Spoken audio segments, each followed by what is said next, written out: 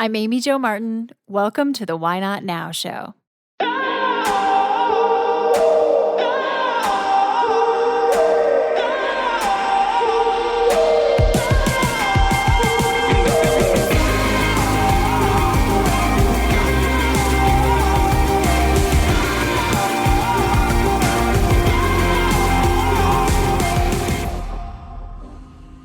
You know that thing you've been thinking about doing?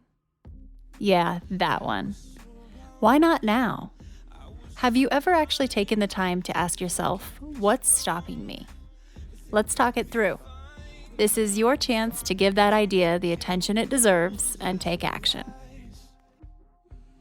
Each episode, I have a chat with a fascinating person, from entrepreneurs to athletes, celebrities, my parents, rocket scientists, and all walks of life. We talk through a critical time when they've asked themselves, why not now? We dissect that day or even that moment, step by step.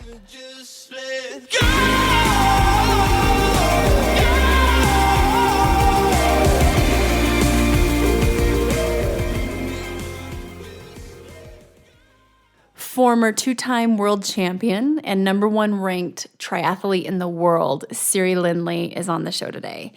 This woman is incredible, and actually very little of our conversation has to do with swimming, biking, and running. And her story, albeit she is this world champion, her story really isn't about being a triathlete.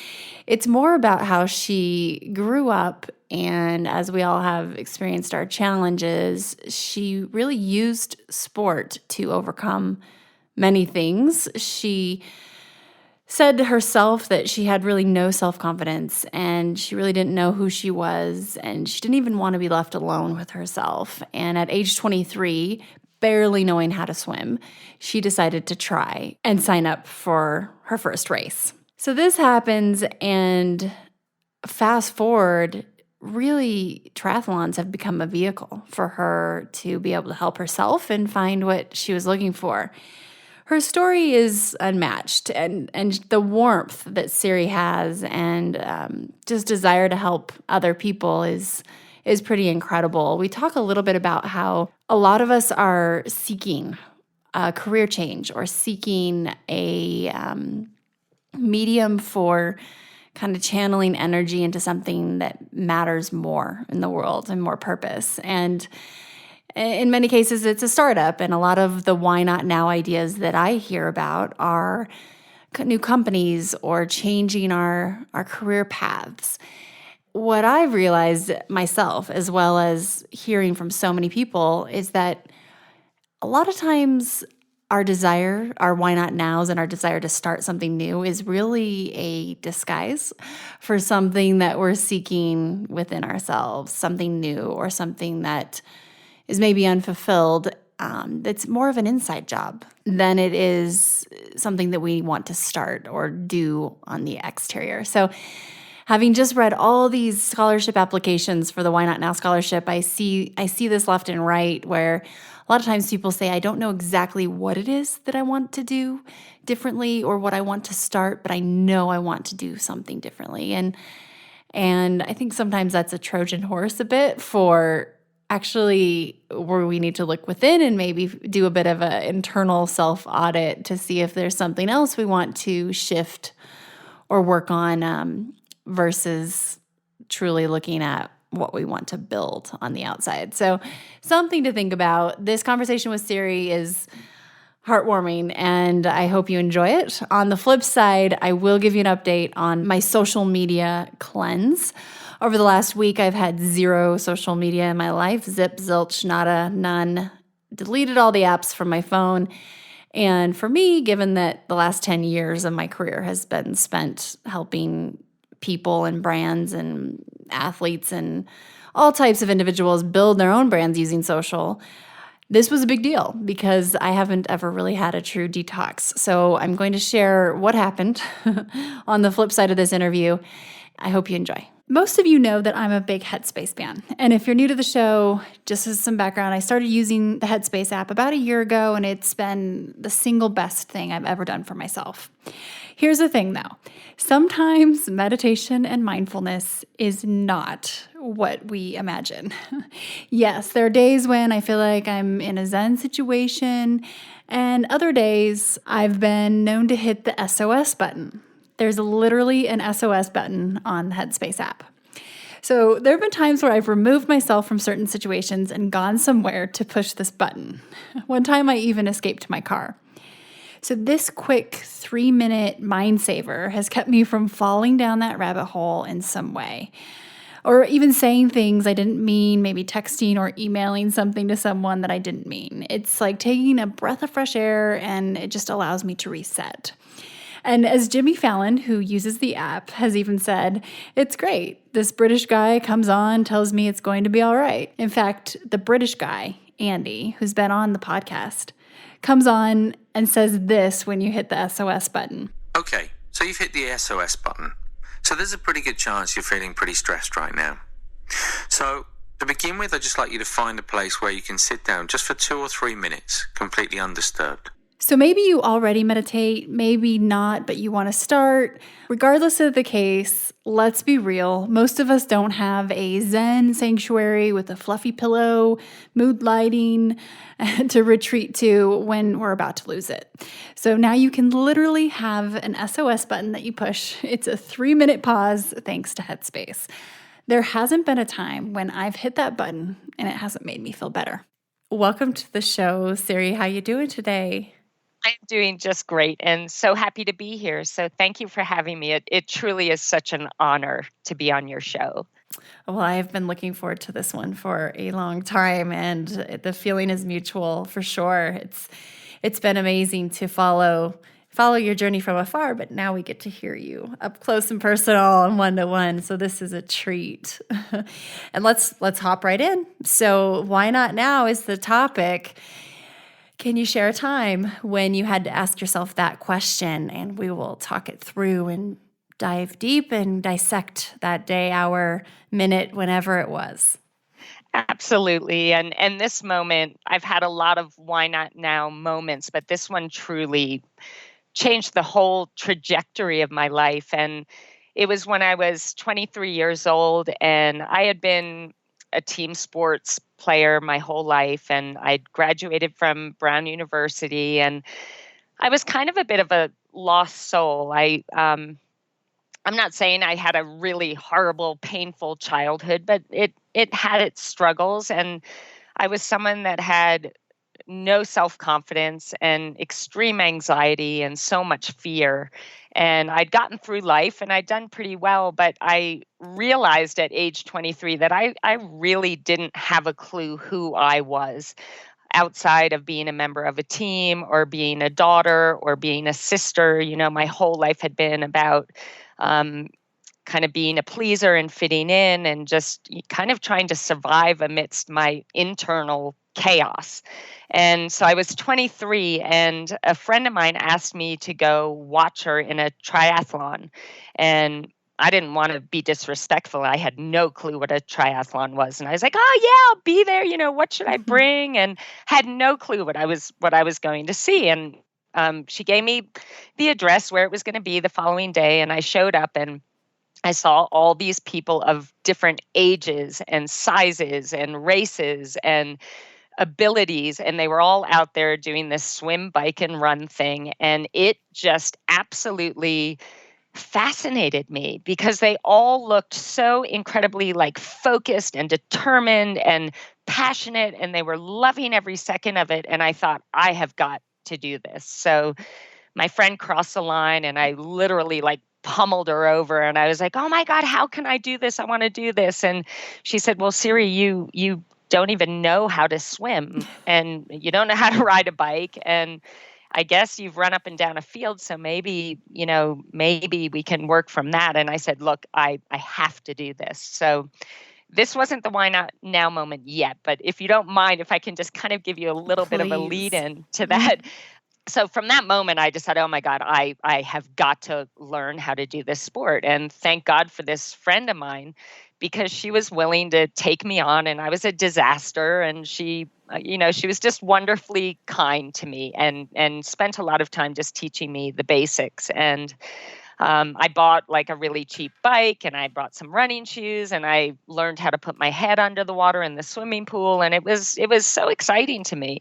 But I decided, okay, it's time for me to go do my first race. And not that anyone really cared how I would do in my first race, but I, at the time, was living in Massachusetts, and I decided I got to go somewhere, far, far away from here and do a race where nobody knows me. And I really didn't even have that many friends anyway, so I don't know who I thought was going to see me. But so I flew out to Colorado, where my mom lives, and told her I was going to be doing this triathlon, and she was all excited for me. And long story short, I went to this race. It was an absolute disaster as far as what people witnessed. For me, though, it was the most exhilarating and amazing thing I had ever experienced in my life. It was every minute of it was just, it was bliss, because I was experiencing all these feelings and things. I was out there on my own. It was up to me. And it was just such an incredible challenge. And I remember at the end of the race, it had been, and I know nobody really believes me when I say this, because I ended up, I won't tell the rest of the story now, but I was really a disaster. I was nearly drowning in the pool. I had one spandex leg all the way down at my ankle, and the other was like up on my upper thigh, and I had snot coming out of my nose, and I'm gagging and, sprinting and falling over, and everybody was just thinking, what is this girl thinking? And I remember I crossed the line, and my mom had all my stuff in the car, and she's ready to go. She was proud of me. She gave me a hug and all of that. And she's like, okay, everything's in the car. Let's go have lunch. And I said, but Mom, the awards ceremony are at 1:00. And she looked at me like, Siri, do you really think that you're going to be winning an award today? And I was like, we've got to stay for the awards. So we stayed for the awards. And I remember my mom was just like, what is she thinking? And we went home that night, and I got into bed. And you know how when you get in bed at night, it's kind of when we are at our most vulnerable. Everything slows down, your heart rate slows down, and you start remembering kind of all the little things that you failed to recognize when you were in the heat of the day. And I was lying there, and suddenly all the looks on the faces of the people that were watching me, and their looks of like pity, or like, oh my God, that poor girl, look at her, what an embarrassment, or what is she doing? Why is she even trying this? Like these looks of just disdain and pity. It was just, they all came flashing into my head. And suddenly, what I remembered right after I crossed the line of this being the most exhilarating experience of my life was suddenly being overshadowed by the reality of the looks on everyone's faces. And so I broke down in tears. I was just absolutely devastated. I felt stupid. I felt like, how embarrassing. How could I have done that? And I ran into my mom's room, and I could barely get words out. I was just crying so hard. And she said, honey, I know. Don't worry. You're so good at so many things. You'll find something else that you'll love. And I said, no, you don't understand. I've never wanted anything this bad in my life. And I don't care how bad I am going to do this, and I'm going to be the best in the world. And I can't even believe I said that, because I don't talk that way. I don't have like a big, I at the time had zero confidence.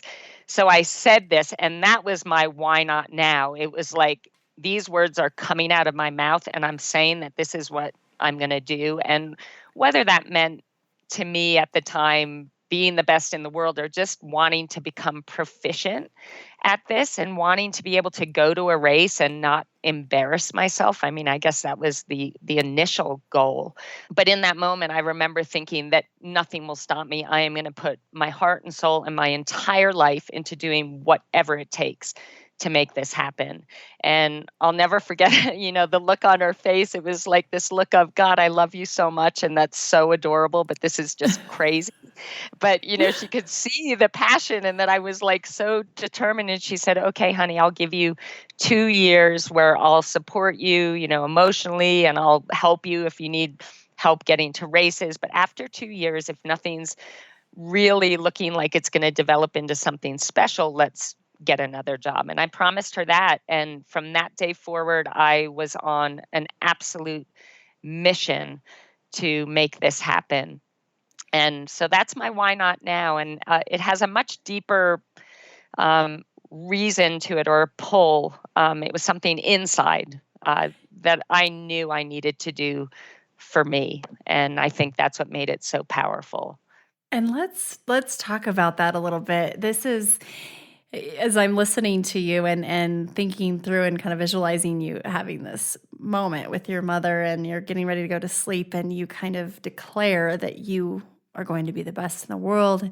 And the fact that that's not even really your personality type to say something like that, but you did say it in knowing that you had this amazing interview with Tony Robbins on his podcast. And he's also been on this one before too. And one of the things he often says, and one of the things we've learned about why not now moments, is if you want to take the island, you burn your boat.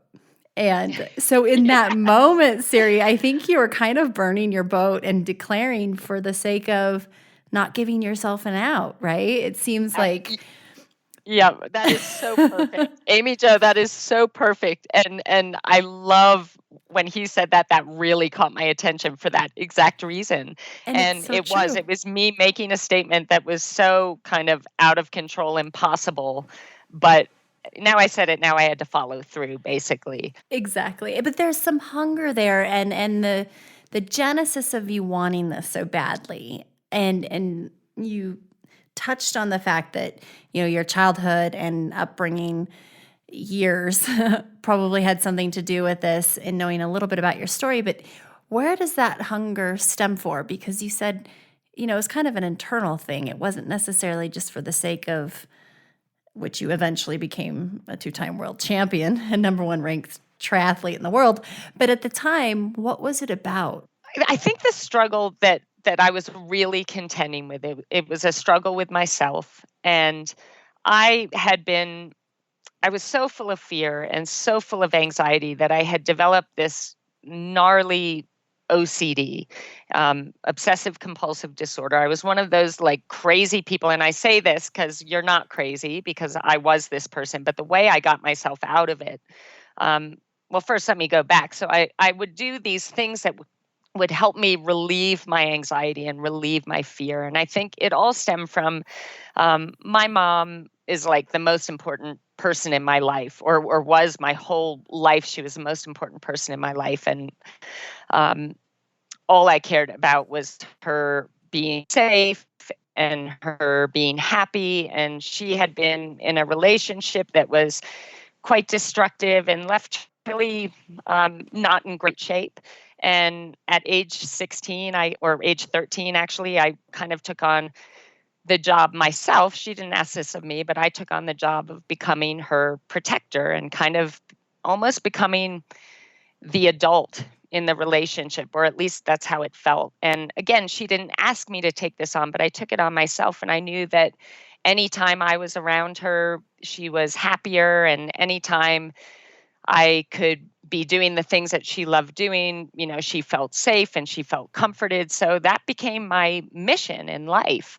And I was able to do well in school and get into a good university and all of that. But I put a tremendous amount of pressure on myself as a 13-year-old, that her life and her happiness was all up to me. And if I gave in any way, or if I wasn't there, or if I wasn't the best daughter I could be, that something terrible could happen. And this created intense anxiety and way too much pressure than I could handle. So I came up with these behaviors that were just, basically I just, say these things over and over in my head about, it's embarrassing to even talk about. I mean, it's hard to go there now, but like please God, let this be okay. Please God, let her be okay. And I just over and over and over again. And I, tap things. And I was on one of those light switch, flickers where you flick the light until that thought is gone. And at one point I thought to myself, and I really remember thinking this at that young age. It was about 16. I remember thinking, God, when it's time for me to go off to college, first of all, I didn't want to go because I didn't want to leave my mom. But secondly, I was scared to death to be alone with myself because I didn't even know who I was on my own. I didn't know who I was outside of being a daughter and my mom's protector in my own eyes, and those things that were my life and my only focus. So I remember going off to college feeling really afraid that I was left alone with myself. And that's a really horrible feeling. And I tried really hard to find comfort and peace around my friends and around my teammates. And again, I was able to, nobody knew that I had these issues. And even to this day, my mom says, I had no idea that these things were going on. And so I was pretty good at hiding it. But it reached a point after I graduated from college where I said to myself, Siri, you have to live with yourself every second of every minute of every hour of every day, every week, every month, every year for the rest of your life. You have got to figure out who you are, and you've got to at least come to like yourself, at least come to appreciate yourself. Because at this point, all I felt like doing was just running away from myself, but I couldn't go anywhere. And so I finally, as far as the obsessive compulsive stuff came, I said to myself, I said, Siri, you have all these, because I have this incredible imagination. I had these visions of this amazing life I was going to lead and falling in love and having all these animals and living on this farm and, all these wonderful things. And I said, I'm never going to have any of these things if I am trapped in this body and doing these crazy things and living in fear. And I said, I feel like an absolute crazy person, and this has to stop now. So that's another, I guess, why not now moment where it was just like, I will not do this anymore. This is not who I am. I deserve to have a life. I deserve to give myself a chance. And in that moment, I think biggest discovery was that I realized, and at the time, actually, speaking of the extraordinary Tony Robbins, I had picked up a couple of his books and I had his cassette tapes, and they really helped me on this path because I remember thinking, I can change my life right now. It's making a choice. And the biggest sense I had within myself is I can't continue to live my life from a place of fear. And I choose to live my life from a place of love. And I'm going to do things that I love. I'm going to appreciate everything around me, no matter how small. I'm going to appreciate a chirping bird. I'm going to appreciate when a dog looks at me and wags its tail. I'm going to appreciate moments of peace within myself. And most importantly, I'm going to appreciate when I do something that I could potentially be proud of. I'm going to acknowledge it, and I'm going to let myself feel proud, and I'm going to let myself know that, wow, that's good that you just did that, or that's great that you just got a good grade on your paper. And so that was really the change. The mental shift was realizing that we all are totally in control of our minds, and our minds are brilliant. They're there to protect us. They're there to bring us great ideas. But they're also there, they've got that whole fight or flight mechanism that is always trying to protect you. And so it came to a time where I can't listen to my mind anymore, because really my mind is just bringing me so much pain and so much angst and so much chaos. So I decided to kind of shut that down and go into my heart and start really learning to love myself by appreciating the small things that I was accomplishing day after day, and especially appreciating the fact that when I said, this crap stops now, in my head, this behavior is not going to get me anywhere. This is going to destroy my life. I'm done with it. And being able to acknowledge that I had the courage is probably the most courage I had ever shown up to that point. And that was the courage to stop doing those things right then and there and give myself a chance at life. Amazing. And when you are making these decisions, like this transformation really, and going from feeling out of control to taking control, it seems that this why not now moment when you were 23 and you decided, I'm going to be the best. I am going to become an elite athlete. When you did that, do you think you were kind of converting this pain into hunger, into using sport as a vehicle for liking yourself? I mean, because what was it about swim, bike, and run? Was it just spending time alone, or did you feel a certain way when you ran that first one? Because clearly it became kind of a channel or a mechanism for you to transform. It really had probably nothing to do with swimming, biking, and running. You are so spot on, Amy Jo. I can't believe I'm hearing these things. Yes, because I look back at triathlon now, and it was a vehicle through which I found myself. And that's the best way I can explain it. And it had nothing to do with swim, bike, and run. It's not like I was fascinated with those three sports. But at that time, I was ready to kind of back myself and say, okay, I've never really pushed myself beyond my comfort zone because I never believed in myself to think that I would be successful. I felt like if I do that, I'll just fall. But this time it was kind of like, well, what if I fly? What if I can? And it was taking on a challenge. I think I almost needed to present myself with a challenge that was so massive like that for me, because to learn how to swim at age 23 and to have visions of competing against former Olympic swimmers and to think that I would be able to beat those people like that was a massive ask. Mm-hmm. And I almost it was kind of like a make or break for me. Like, let's choose something that seems totally impossible because Siri, you know what? I think I must have had this faith that I could find a way, that I could figure this out, and that would be the one thing that would absolutely free me the rest of my life, free me from this prison that I'd put myself in, this prison of not being enough and feeling like I will never be enough and feeling helpless.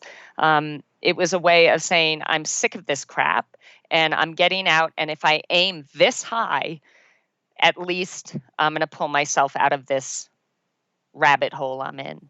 So yeah, it was, and on that day, in that first race, it was, I think the feeling of freedom that I had, I wasn't relying on anyone else. I wasn't going to win or lose as part of a team, which is wonderful. My God, I mean, it's amazing to be a part of a team, but it was an opportunity for me to express myself fully in every way and to give my heart and soul. And during the race, I had no fear of failing or falling short or not being enough.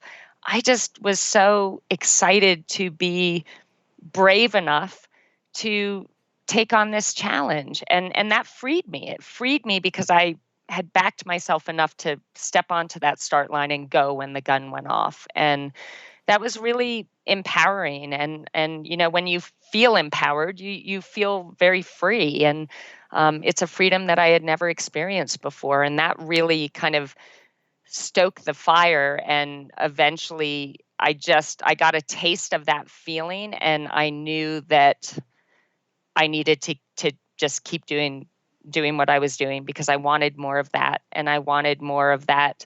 And what I kind of look back at, this is going to sound really kind of cheesy, but for someone that really never loved herself or never appreciated herself, I remember on that night when I was crying, there must have been something where I really felt proud of myself for doing it anyway and for deciding that regardless of the looks on all those people's faces and regardless what everyone else thinks I can or can't do, I'm going to do it anyway.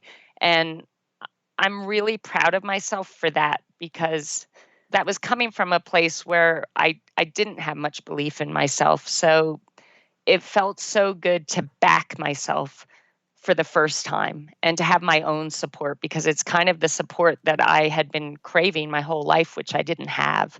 So it was a really special moment. Oh, absolutely. That was the moment you greenlit, the or why not now? And it's interesting listening to you too. And I started to wonder, if the intense focus and kind of laser just focus on what you knew was ahead in order to accomplish this goal was also attractive, because was it a bit of a distraction and getting out of your mind and being able to kind of transcend your own thoughts and a diversion? Excellent. Yes. Oh my Yeah. God. Amy Jo again. Like, yes, that's brilliant. And I've never thought of it that way. But absolutely, because there had to be an intense plan. I had to move out to Colorado. I got a coach right away. I started training. I had to get a job so that I could afford. Well, I already had a job, but I had to get a new job in Colorado so that I could afford all the equipment I needed and traveling to races. So yes, it put me. That's brilliant. It gave me something to completely occupy my thoughts. And now I had a goal, I had a vision, I had a step-by-step plan, and I was ready to just take this massive action and not slow down until I got there. So yeah, that's brilliant. That's absolutely. Well, and so I have a question for you about this hunger. And given you're a coach and you've been around the best of the best, including yourself, for your adult life. And so this mentality and this hunger that comes along with becoming the best and performing at this level. When you think about the concept of just being hungry for something, do you think it's possible to almost train yourself to become hungry, or is that just pure innate? Or it's such a big part of the equation, and it's something I look for in people as well. What are your thoughts and philosophies around just being hungry to get something done or accomplish a goal? Yeah, and I totally agree. I think that hunger is behind every great achievement, because it is that passion, and that hunger is something that no matter how many times you fall, you're going to get up more motivated than before and find another way or make a change that's going to get you a step closer. And I don't know that hunger can be trained, but I think everybody has that hunger, and how you find it, it's kind of locked away behind something that means so much to you. And sometimes we don't really know what's behind the hunger. Like, I can't honestly say that at 23, I knew that my hunger for wanting to do this was because I wanted to find myself. But I look back now and I absolutely know with all my heart that that is what was behind it. And that's why nothing was going to stop me.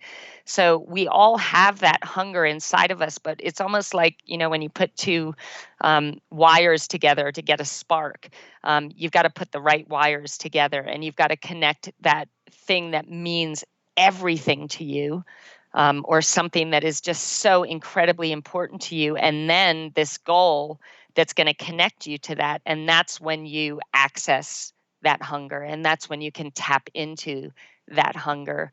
And for me as a coach, I mean, that's something I look for in every athlete that I work with, or every person that I work with, if they're just doing, life coaching, is finding out what is it that drives them at the core. What is it that either their whole life or right now is something that literally they are thinking about every second of the day.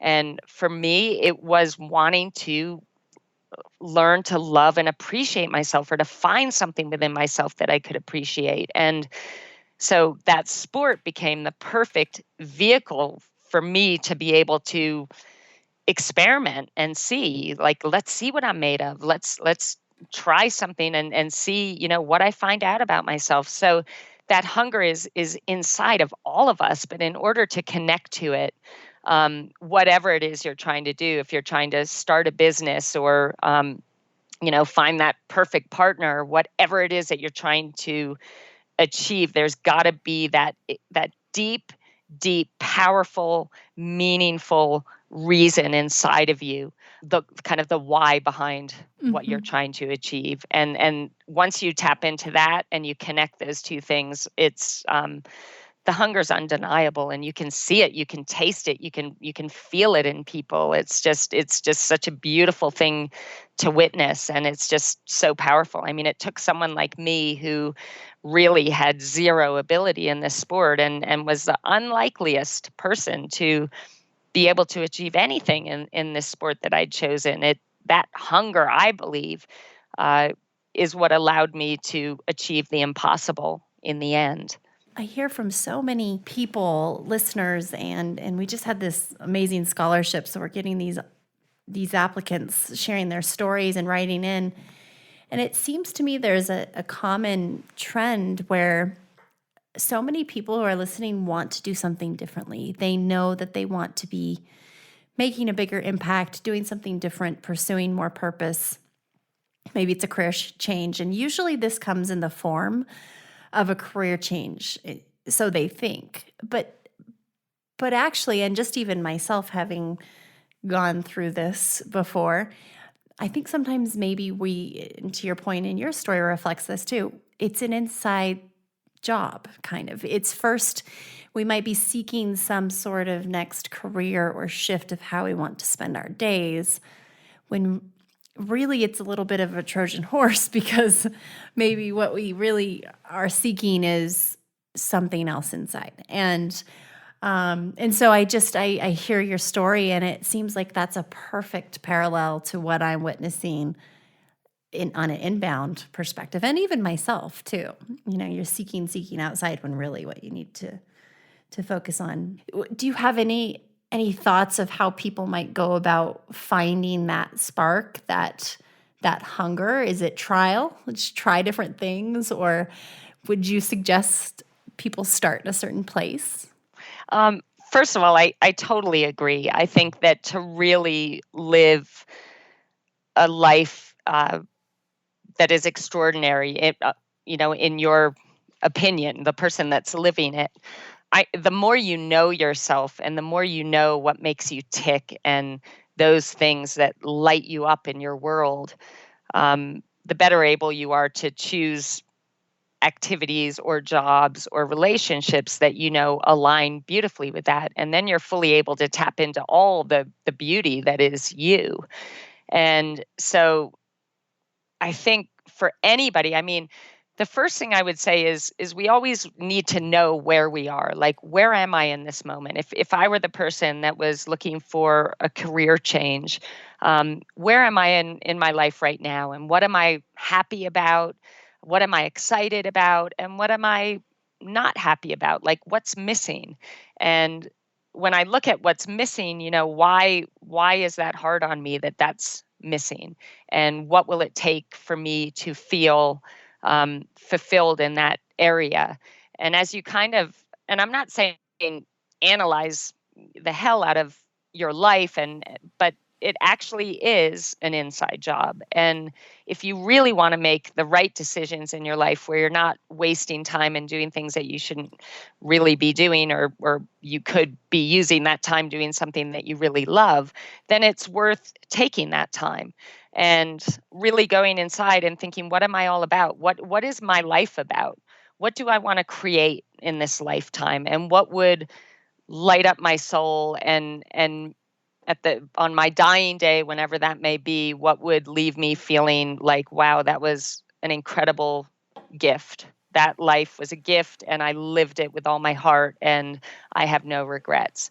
So going inside and really, and it's kind of what happened with me when we go back to my story, is I had gone inside and thought, I feel empty in here. I feel scared. I feel afraid. I don't know who I am.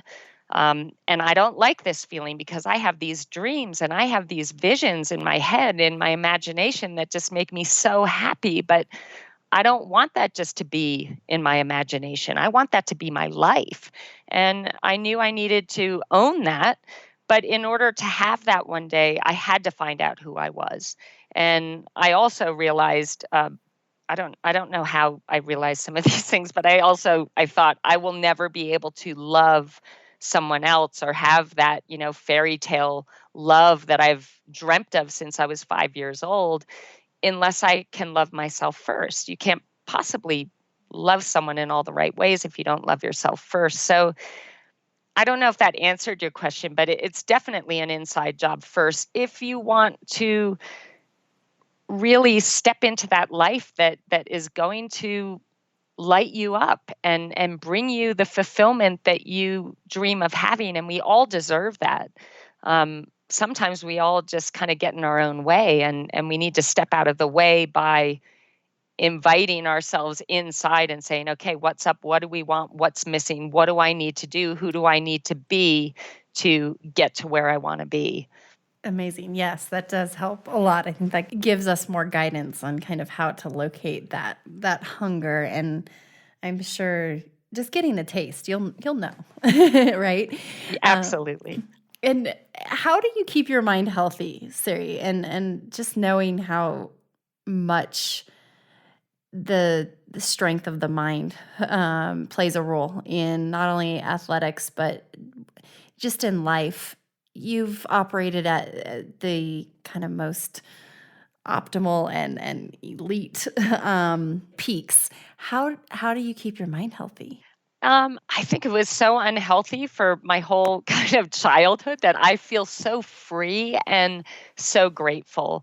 And I feel as though I live every moment just so grateful for the peace I feel inside, and the gift of life, the gift of being able to do the things that I love and be surrounded by love. And there's always something to be grateful for. And um, like I said back then, I decided I will no longer live my life from a place of fear. I am now going to live my life from a place of love. And that, means not only loving and giving outside of yourself and loving yourself, but it also means appreciating all the little things. And so I keep my mind healthy by living in a place of gratitude all the time, appreciating the good in every little thing. I don't want to sound like a Pollyanna, but it really is kind of how I operate, and taking good care of my body and staying healthy. And for me, it's when I decided to live authentically, and this is a whole nother story, which I won't share because I don't want to take up everybody's time. But at my another why not now moment is when I decided to fully embrace who I am, and that's that I was gay and I was going to no longer live in the closet. I'd met the love of my life and was experiencing a love that I thought was only a thing of fairy tales. And in that moment, I just decided from now on, I'm just going to be me, and I don't care what people think. I don't care what I lose. I don't care who I lose. I owe it to myself to celebrate who I am and live life to the fullest, just authentically me. And the amazing thing is that not only have I felt younger and healthier and just so at peace in my mind, because I'm no longer having to pretend to be something other than who I am. I'm no longer having to put on different masks for different people. And I'm seeing the world now with no mask and no barriers. And when you come from that place, and that's another thing that I think to keep your mind healthy is the more that you can live authentically and be all that who you are, and don't feel ashamed about any part of you. Don't deny or reject any part of you, and live from that very free and honest space. I feel that in itself really keeps your mind healthy and keeps your mind at peace, which I value very highly. That's very important to me. So I hope that helps some people. It's not easy to get to that place. I realize that you can't just say, okay, I'm going to be completely authentic now. It's a process. But if there are people out there that are in a space where they're struggling with having to hide certain aspects of who they are, or they can't be themselves around their family or their coworkers or anybody for that matter, it's my encouraging you to try to reach a space where you can be more of you and have the ultimate goal being able to live in all of your beautiful essence. Because what you'll find is that magic happens from that space. And some of the most amazing things in my life have happened since I have decided to just be me. And so I'm so incredibly grateful for having made that decision and having found the courage to decide that that was how it was going to be from that point forward. One of my favorite concepts is around just keeping a healthy mind is don't let anything rent space in your head for free. And Yeah. and if you are having, to hide a lot of things, then that's like clutter or litter, and it's truly cleaning house when you're living authentically. So it's valuable real estate, right, up there. So it makes a ton of sense to align, just find, and that's a tough challenge for everyone to truly live authentically. It's not just something you do, but at the same time, it's a great way to maintain a healthy mind. I mean, that's kind of the ultimate. Changing gears for just a moment here, are there any things, or is there one thing just that comes to mind when you think about why not now for the future? So anything you've been asking yourself or thinking about doing that now you're ready to really focus in and kind of green light an idea? Yes. My whole life have just had this deep love for animals. And it's funny because I felt very lonely as a child. There were a lot of times when we were kind of left alone, and I always had my dogs, and they were rescue dogs. And the love of a dog for me was just something that I could count on no matter what. It was that unconditional love, and no matter whether I was crying or laughing or smiling or angry, any dog, whichever dog I had, would just love me like I was just the greatest thing in the world. And that was an incredible feeling for someone that wasn't really feeling enough in the rest of her life. So these animals kind of saved my life in a way. And so my whole life I've rescued animals and dogs, and they've just brought me so much joy. And I've learned so many valuable things from just observing them and how they love. And last year I rescued 2 horses, and they've been amazing. So my wife, Rebecca, and she has had the same passion for animals and the same kind of story of having found comfort and love from animals her whole life. And we just actually formed it's called the Believe Ranch and Rescue, and it's a foundation where we rescue dogs off of death row, basically from shelters where some shelters are so full that a dog comes in, and if they're not adopted within 2 days, they get put down. And it's devastating because my animals, I saved all of mine kind of in their last hours, and they are just the most beautiful and amazing souls. And I can't imagine my life without them. So we're going to save dogs from euthanasia, and we're going to save horses from auctions and feedlots and bring them in and give them the medical care and training that they need so that we can ultimately have them and give them so much love, of course, which I think is so healing for humans and animals, and give them the training necessary to connect them with a human and hopefully provide that human with a little bit of rescuing themselves. And so we're really excited that we've just formed this, and we've got an incredible group behind it. So that's something that this year, and actually just a couple months ago, we said, it's time, we're doing this now. And that in itself, when you take on something, a foundation, obviously you have to put a lot of money behind something like that. So that's been an incredible kind of incentive for me to really want to up my game with my work, so that I can be able to put everything I have towards, getting this off the ground. So thank you for asking, because we're so passionate about this and we're so excited, and I can't wait in maybe 3 to 5 years to be able to tell you that we've saved a ton of animals and that they are happily best friends with humans all around the country. I love this. I love it so much. Big animal lover on this end, and that's amazing. And I love that you're focused on the two-way relationship. It goes both directions, and I can't agree more that the animals save humans just as much as we save them. And that's amazing. That's super cool. I look forward to following that. And very good. Why not now moment. I'm glad that one is off and running. A few rapid fire questions here to wrap us up. What are you reading right now, and your all-time favorite book?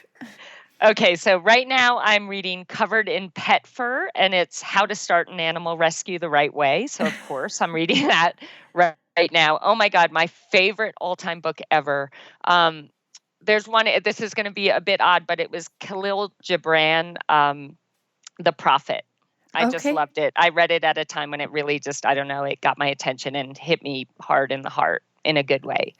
Very cool. Very cool. And what keeps you up at night? Excitement for just life and work and animals, and coming on this podcast last night. I couldn't sleep. I was so excited to have the opportunity to chat with you. But just, that I feel like I spent a lot of my life not really living. So I wake up just like really excited to see what I can make happen each day. And I'm hoping to just continue the work that I do already, and hopefully be able to touch as many lives as possible in the most positive and loving ways. And so, yeah, that's what keeps me up at night. Just thoughts and dreams and all those ideas that go through your head when you're trying to make life as amazing as you can. The next question is super critical. And if you've listened to the podcast before, you probably know what's coming. But pirates or ninjas? Who's tougher? Ninjas? Ninjas, no doubt. Absolutely. And I used to love, do you know that song, My Inner Ninja? I won't sing it because everybody will hang up. But My Inner Ninja or Inner Ninja, it's this amazing song. But ninjas, for sure. Yeah, okay. You got to listen to it. You should play it when you ask that question. It would be really amazing. I will. In fact, I'm going to put together a montage of all the guests' answers and have them kind of just rapid fire, who and what and the rationale. I think it'll be really interesting. So maybe we'll use that music up and under when we do that. Awesome. I love it. And if you were to give yourself some advice when you were younger, if you could go back and do this, what advice would you give to your younger self? And you can choose which age you would give that advice. Okay. God, there's a lot of advice. I think about Tony Robbins says it best when he says, life happens for you, not to you. And that is something that as a youngster, even as young as 4 years old, when there were a couple traumatic things that happened that really shook my thoughts about who I was and the whole thing about not feeling like I'm enough, I'll never be enough. I wish at that age I could have come in and said, what's happening right now is actually everything that is going to make you who you're going to be 20, 30 years from now. And it is going to give you so much strength and so much hunger and allow you to love so deeply. So just get through it with grace. Don't freak out. Don't panic, and just don't be afraid. something wonderful is going to come out of this. And it did. And I'm so grateful for that. And I think that for everybody, anybody who's going through struggle, when you realize that through every even horrible struggle, there's always some kind of a beautiful gift. And you won't see it while you're in the struggle, but it might help you knowing that there is a gift that will come out of this. It might help you to deal with the struggle more gracefully and with less pain. So I use that in my life. When you go through tough times, you just realize, I'm going to learn through this. I'm going to grow from this. I am going to become a better me through this. And it just kind of helps lessen the blow a little bit. So I hope that helps. So true. Such good advice. And I couldn't agree more, really. It's wonderful words. And just to hear you say, that your operating system has shifted and you're living out of a place of love versus fear, and you've been able to shift that mindset is huge. And I think that's going to be a key takeaway. It definitely is for me. And I can't thank you enough, Siri, for your time and sharing your stories, as well as, going deep and back into your childhood and really shedding some light on how and why you got to where you are. And it's helpful for other people, including myself. So thank you. Thank you so much, Amy Jo. It truly is such a privilege that you wanted to have me on your podcast. It's an honor. And so thank you so much. It was just fantastic. I really appreciate it.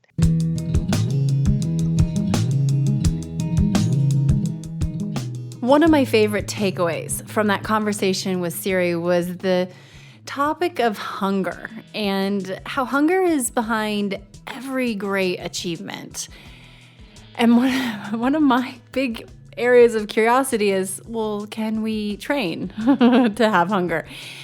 And it's more about unleashing and finding that hunger than truly training. And that's a discovery process for sure, but it's something to strive for, because I think, as Siri mentioned, we all have it. It's just a matter of finding it, finding that drive within us. And so much becomes clear, I think, once we find that drive. So, quick update on my week of no social media. So the cleanse, here's how it went. I'll give you a couple of tidbits, and if you want the full scoop, go to amyjomartin.com/social media cleanse, where I share a video explaining more of this in detail. But the net was, it was a good experience, very positive experience. Right away, when I kind of hit go on this detox, I have to be honest, I felt a little bit of a physiological response. My hands got a little sweaty, and I knew that this was going to be an interesting process. And just the fact that there was a physiological response spoke volumes to me. The first time in 10 years I've ever gone without having any access to the social media networks. I know it sounds a little vain and odd and maybe silly, but I guess it's been a big part of my world, and it's really a big part of all of our worlds. It ended up being something that I quickly got used to after I deleted the apps from my phone, I must say, because without even thinking, I went to my email. My intention was to go to my email on my phone. And subconsciously, I went straight to Instagram and then realized quickly, this was within the first 15 minutes of this detox, that I have to delete those apps because I have this just without even thinking kind of method and process of going straight to scroll through Instagram. The amount of time I saved from scrolling down that rabbit hole is probably pretty incredible. The other two quick takeaways: one, I experienced this really amazing hike over the weekend, and something that is probably a once-in-a-lifetime thing, and I caught myself taking very few photos. I really took this in because I knew I couldn't post them on social. But I took this in through my own eyes, and it changed my lens in kind of enjoying this process. It makes sense, but to actually do it is another thing, and that experience was pretty eye-opening. literally. And I wasn't on my phone just thinking about, oh, I want to share this visual or these images with everyone. I was really thinking about just enjoying and filing this memory and experience in my own mind. The other big thing was the one time I really wished I had access to social media. It was actually a bit of an emergency. My dog, Ruby Sue, who I've talked about a lot on the show and is often shared on social media with her own hashtag, she was lost. She took off during a storm, got scared, and I live kind of in the middle of the forest as it is, and she was lost for a little over an hour at night while it's storming.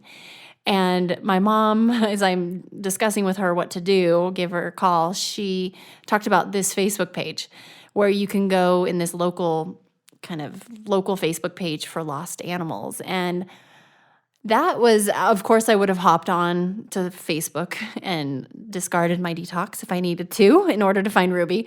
But we ended up finding her before that was necessary. But I thought about how useful social can really be in times of an emergency. And it's something I speak a lot about on a grand scheme and a grand scale for national and international tragedies and situations, but even personally, like finding a lost pet.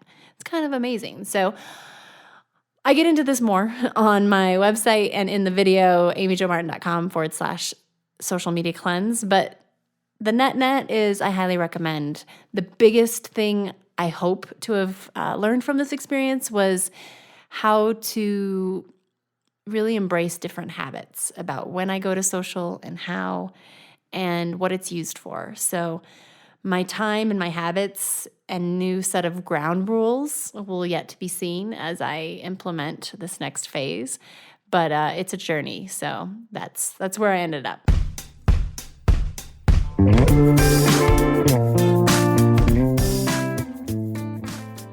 I want to hear what your why not now is. Please share it with me on Twitter, Instagram, or Facebook at Amy Jo Martin. I'll send a signed copy of my New York Times best-selling book, Renegades Write the Rules, to the first 200 people who listen, rate, and leave an honest review of the podcast in iTunes. And you'll also get a free month subscription from our friends at Headspace. This is only available to Why Not Now listeners. Once you've left a rating and review on iTunes, just email your iTunes handle name and your mailing address to whynotnow@amyjomartin.com, and we'll get your package in the mail to you. For detailed show notes, head to amyjomartin.com/whynotnow. That's where you'll find links to things we discussed on the show, special offers, and how you can keep in touch with guests. Hat tip to my buddies Ash and Devin at Rock Salt Music for our tunes today. You just listened to the talented John Coggins in Let's Go and Let It Ride. And a jump high five to my talented husband, Richard Greer, for producing the show and being patient with me. See you next time. Until then, why not now?